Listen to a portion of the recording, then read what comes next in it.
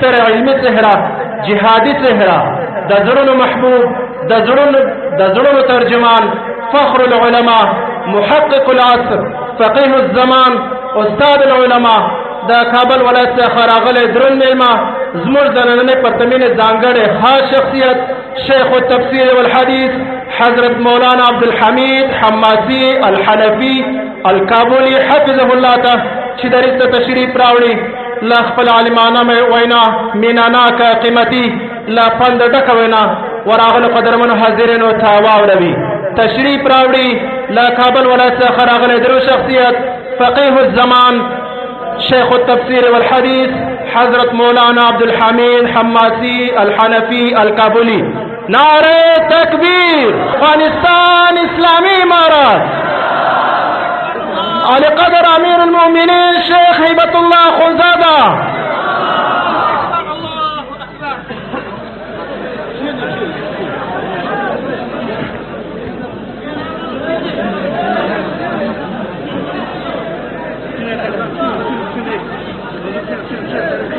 السلام علیکم ورحمۃ اللہ وبرکاتہ.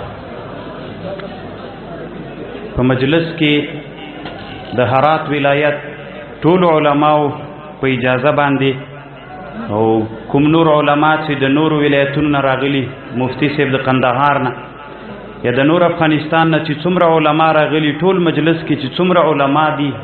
عوام دي هر څوک چې مجلس کې وي بیا ورته السلام علیکم ورحمۃ اللہ وبرکاتہ. خصوصا شیخ صاحب محمد یوسف حفظه الله چې د جامع شیخ الحدیث ده او د دې مدرسې استاد ده دته مبارکي وایم د فاضلانو ته خپل مبارکي وایم پلرونو ته ټول مجلس او ټول د افغانستان مسلمان ملت ته. وخت مختصر ده یو څو لنډې خبرې کوم. مهم دا وی چې سړی د ځوانانو ته خبرې وکړي مشران علما عاصم پوي وي طالبان ورونو محصلین ورونو د پوهنتونو د مکاتب ورونو تاسو هغه څوک یې چې پراتلونکي کې ملت ټول واک سترګې په لاره تاسې ته ده. امام ابو الحسن علی الندوی رحمه الله کتاب الدعوه والفکر کی لیکي وای کچیرتا فرعون دسی جامعات او مکتبونه جوړ کړي وای لکه نن چې غربیانو جوړ کړي نو په فرعون به ملامتیام نه و د بنی اسرائیلو اواړه ماشومان چې پیدا کېدل هغه به نه علالول تکلیف سره بم نه مخ کېده ذهنیتاً به ټول بنی اسرائیل د خپل ځان تابع ګرځولي. دا رښتیا ده. دغه خبر لږ ځوانان ورنو په غور سره واوري خوندې درک بس بې ځان د یوه خبر کوم بله کومم نه. کله چې فرعون ته خوب لیدلی و هغه معبرینو خوب ورته تعبیر کړ چې دیتا په ملت کې به یو څوک پیدا کیږي او هغه به دیتا بادشاهي ړنګوي او ننګوي به ته د هغې سره د مقابلې دپاره د بني اسرائیلو واړه ماشومان علالوه او 1000 ماشومان د علال کړل د دې د ویرې نه چې دما بادشاهي هغه څوک په دې ماشومانو کې پیدا نسی چې دما بادشاهي تر ړنګېږي خو د الله بیله معامله وه هغه ماشوم چې د فرعونیت هغه بخي وویست هغه ماشوم الله پاک د ده په کور کې ورته لوی د ده سره مقابله وکړه او مقابله دا سوه چې د مصر نه موسی علیه السلام راواوښت او چې کله مدین ته راواوښتو دی سالم راغی او هغه غرق ټولو بني اسرائیلو ته الله پاک نجات ورک. نن فرعون هر چاته منفور ده نن یهودیت ته نصرانیت ته مسلمانانو ته اهل هنودو ته هر څوک چې د فرعون تاریخ ګوري فرعون پکې یو منفور سړی ده خو ننني غربیان د فرعون په لاره لا نړل داسې د علم دپاره د علم په نامه یې داسې ځایونه جوړ کړل چې اراده د دویم دغه اراده ده چې هغه څوک هغه ماشومان هغه مسلمانان هغه څوک چې د مظلومیت داعیه پورته کوي هغه حلال کی خلا بالسکین الحاده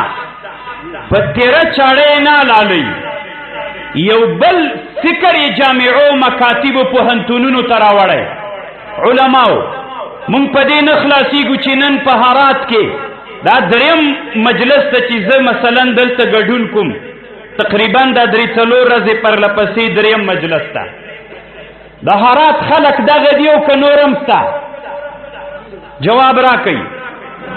د هرات خلک چې نن دی مجلس کې ناست دي هم دا ټول د هرات خلک دي که نورم سته هغوی ته به مونږ دعوت و تبلیغ رسو که نه هغه لویه جامعات یو پوهنتونونه چې دلته دي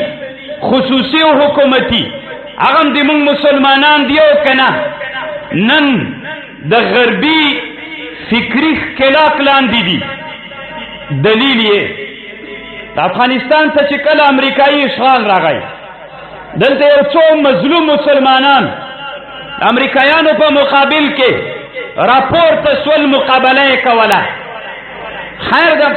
د پوهنتونونو استادانو تاسې خوابدي کېږئ مه د مکاتبو ځوانانو تاسې خوابدي کېږئ مه دا تنها په تاسې کې نه د مونږ په دیني مدارسو کې دغه فکر خپور کړی په مکاتبو په پوهنتونونو کې دغه فکر خپور کړی که چېرته دا کار فرعون کړی وی نن به فرعون ملامت نه ځکه دغه لاره یوه ډېره په ظاهره باندې د هغه چا دپاره چې بادیون نظر وي د هغوی دپاره یو په ظاهره رښتیا ښایسته ده خوندور ده نو په هغې وغولول نه وایي چې ټول مکاتب مونږ سره د مکاتبو ډېر ځوانان د جهاد په سنګرونو کې ول د پوهنتونونو ډېر ځوانان ملګري ول داسې مدارس هم درلیدلې چې د دغه مردار فکر نه متاثرې وې ومو لیدل علما په هر ولایت کې مونږ داسې علما درلودل اسانه مثال یې یو معقول مثال یې د یو مرغۍ په ځاله باندې چې یو مار راسي د مرغۍ ځاله وي د مرغۍ په ځاله کې بچان وي مار ورته راوخیږي دا مرغۍ دا چوغکه دا به د خپل بچانو نه دفاع کوي که به یې نه کوي که وسې رسیږي او که یې نه رسیږي نو مار په دا سر وهي مقابله کوي یا به د دې مرغۍ او د دې چوغکې بچان مار وخوري یا به مار بیرته د ونې نه کته راوغورځوي یا به زخمي او یا به مړ سي هغه 3 حالتونه لري اوس ووایئ مار تروریست ده که مرغۍ مار تروریست ده او که دغه چوغکه تروریسته ده مار ظالم ده که دا چوغکه ظالمه ده نن دغه غربي فکر خلک چې کوم مردار فکر یې د مونږ جامعاتو ته راوړي اجتماعی ځایونو ته یې راوړي د مونږ افغانستان ځاله ده ای آشیانه افغانا بودن اینجا یک مار بزرگ آمده بود از ما چوچه های ما را میکشت ما را زندانی میکرد ما را در ای آشیانه خود نمیگذاشتن این مار بزرگ یک چند گنجشک های پرنده ها در مقابل اوی ثعبان مبین این مار بزرگ با مقابلش مقابله میکردند همه کلان ها و کسانی که جان خود را متفکر به القاب اول و دویم را می نامیدند، او کسانی که از مدارس اسلامی فارغ بودند نامش را نمی گیریم. او کسانی که مدعی بود که ما دکترای خود در علوم اسلامی از ازهر گرفتیم، هر کس میشناسیم، ضرورت به نامش نیست. من از پوهنتون فلانی فارغ هستیم، ما از مکتب فلانی فارغ هستیم، اما اینجا عقلش، شهوتش، امو شهوتو، امو غلبه عقلیش محفوظ و محجور بود. نمیدانستند که ما چی میگوییم. عکساً مار اون مظلوم میدانست، امو گنجشکهای مظلوم، امو مرغهای مظلوم را او را تروریست می نامیدند. 20 سال دی فکر می بود. شما فکر بکنین ای کسایی که از استاد پوهنتون بودی، استاد مدرسه بودی، دکترا داشتی، چرا عقلت اقدر محجور و غلام بود؟ چرا عقل و فکرت اقدر مزدور بود؟ اصلا مثال عام فهم برات آوردیم. مار تروریست است یا گنجوش؟ جوابی بتین. دروغ میگین شما. چرا این جوابه؟ در او وقتی که اینها حاکم بودن این جواب چرا برش نمیگفتین؟ چرا مناظره نمیکردین؟ چرا در فیسبوک در مسائل استحبابی دعوت به مناظره میدادین؟ چرا به اونا نمیگفتین که ما تروریست نیستیم؟ امریکا که یک مار کلان هزارها کیلومتر طول داشتن، اون مار افغانستان آمد، اینجا اشیانه ما را اشغال کردن، مدارس و مساجد و همه مراکز تعلیمی ما اگه اسلامی بودن یا عصری اونا را زیر پای کردن. دین روز ما طرف ترکمنستان رفته بودیم، در ولسوالی کشک رباطسنگی یک طالب با ما، یک دیگه مولیس با ما گفتن که این طالب میبینی، یک برادرش وید تحت چشم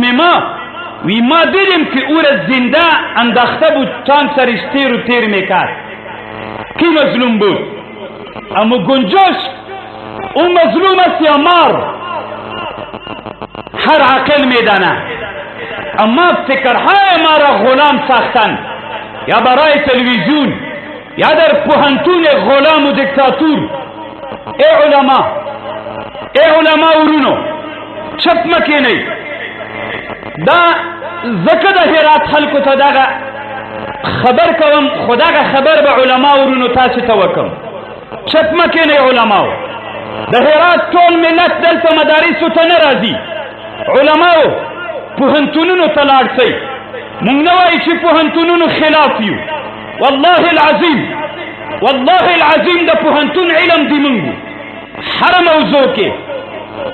چې نن په پوهنتونونو کې کوم موضوعات درسیږي، که موږ خپل اسلامي علماو له تاریخي څېړنه وکړو، دغسې لوی علما مو درلودل، د موږ د علماو د شاتګ د وجې نه د موږ د علماو دین د انحصار فکر کې ونیو، دین یې صرف مدرسې پورې منحصر کړ. عالمو د مدرسې نه نوځي وي دا درس ډېر ثواب لري. د پوهنتون درس چې هلته په زرګونو ځوانان مو هغه غربي فکر نه متاثر ول، هغه عاقلانو هوښیاران یې موږ نه داسې واخیستل چې 20 کاله یې د موږ سره مقابله وکړله، پوه نه ول.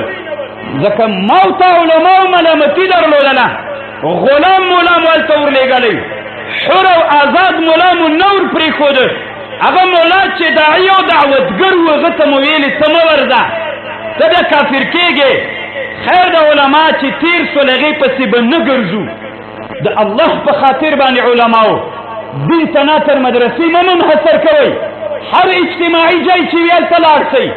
دین خپور کوئ. موږ داسې غواړو چې دغه دین د اسلام لکه څنګه چې موږ دلته ناست یو، اوس موږ چې کله فارغو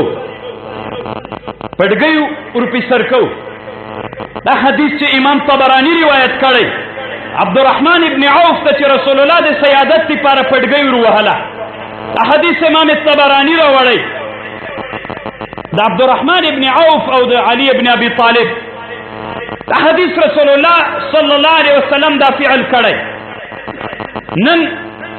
چې د موږ په پوهنتونو په مکتب کې فراغت وي علماء خیر ده زه د تاسې د اولاد په حیث زه د تاسې د شاګرد په حیث خیر د علماو کله چې په پوهنتون کې ځوانان فارغان کیږي هغوی ته چې کومه خولۍ ورپې سر کیږي تاسې علماو دغه کومه ورځ څېړلې ده چې دا خولۍ تاریخ د کوم جینه په دې مو بحث کړی چې دا خولۍ ولې د اکسفورډ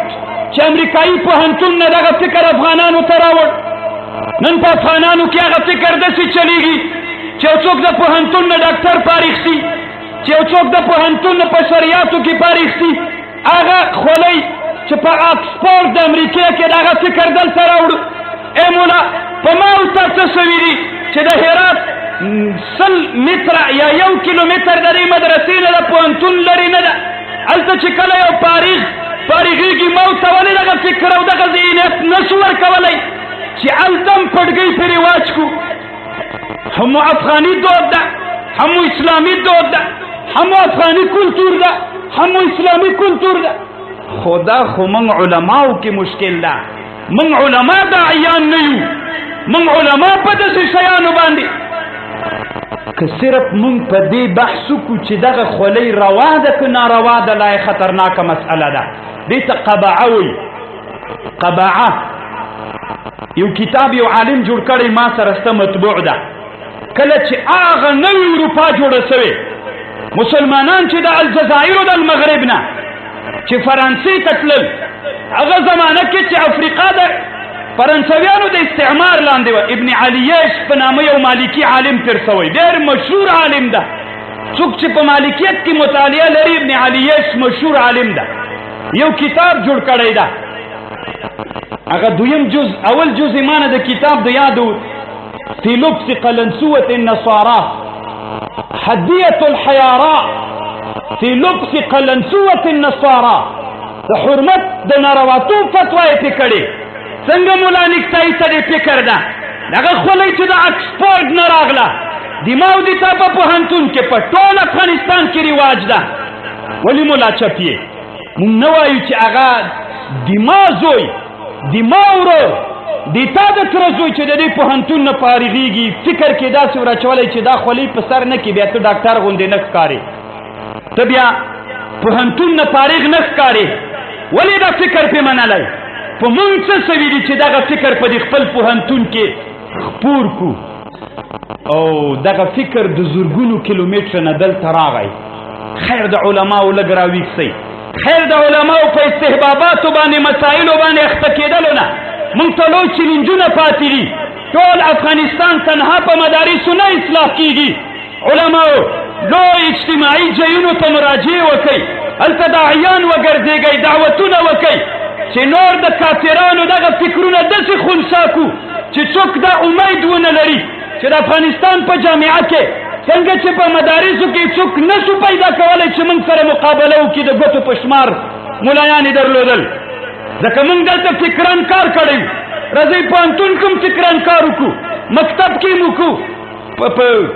یو بل اقتصادي مرکز کې هم وکړو یو بل اجتماعي مرکز کې هم وکړو چې هیڅوک په افغانانو کې داسې پاتې نه شي چې بله ورځ چینایان دلته راځي استعمار کوي چې د موږ د افغانانو د منځ نه څوک مقابلې ته ورسره ودرېږي بیا چې موږ مقابله کوو وچ به چینایان وزنو هره ورځ به مو جنګ د چینایانو سره 100 کاله به مو دا جنګ دوام نه کوي ډېر چې چینایانو سره جنګ بیا دوام وکړي 15 کاله 2 کاله 3 کاله راځئ فکرونه جوړ کړو علماو د الله په خاطر باندې هغه مې یوه لنډه غوښتنه وله نه که فرعون دغه کار کړی وی چې نن اروپایانو کړی نن به فرعون چا نه ملامتاو قمقل و که نه پوهېده نه نن غربیانو هغه کارونه وکړل نن یې ټوله اسلامي نړۍ استعمار لاندې ګرځولې که د وسلو استعمار نسته فکري استعمار خو سته که نه نسته فکري استعمار څومره غلامان یې ګرځولي عالم چې د دین یو خبر کوي یو پوهاند ورته راجګ شوي په اسانه خبرونه خبر لکه مونږ دعوت منحصر کړی تبلیغیانو بچرکانو سره مو مرانه وي تبلیغیان چې دعوت کوي جهاد نه مني هغه مولایان چې کله د تبلیغیانو سره ډېره ورانه کوي چې ورته وایي ولې تبلیغیان وي دا خو جهاد نه کوي دغه مولا چې ته تاریخ وڅېړې په دې 20 کلن جهاد کې والله که مجاهد ته 10 روپۍ ورکړي نو تا چېرته پوستې فتح کړي کومه ولسوالۍ دې نیولې کوم ځای کې دې یو ټانګ الوزولی خیر د علماو یو د بل مخ مه نیسئ دعوت وکئ که هغه عوام دي خو تاسې علما راجګ سئ دعوت وکئ دعوت یو لوی رکن د اسلام جهاد تدریس دعوت دا درې واړه مونږ دا دوه ډېر کلک رانیولي دي خو دعوت چې د اسلام یو لوی اصل د رانه پاتې ده الله پاک مو روغ جوړ لره یوه لنډه خبر کوم دغه